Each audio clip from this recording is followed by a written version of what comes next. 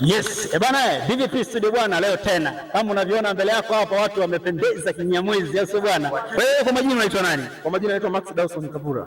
Hivi Ashumwe ni mkuu wa shule, au bwana? Halafu unatoa zawadi ya mwanafunzi bora. Alafu wanafunzi ni walimu. Unaomba mwalimu nani? Wanafunzi ni walimu. Zawadi yangu iende kwa Mlonganile. Bwana, mwanafunzi bora kama Mlonganile, mwalimu mwenyewe. Uko vipi? Fresh kaka, inakuaje? Uko vizuri? Fresh vizuri. Hebu tuambie wewe mara ya mwisho ulikopi majibu kwa mwanafunzi mwenzako anaitwa nani? Hapa DJ Luga. Mama nakubali. Mambo?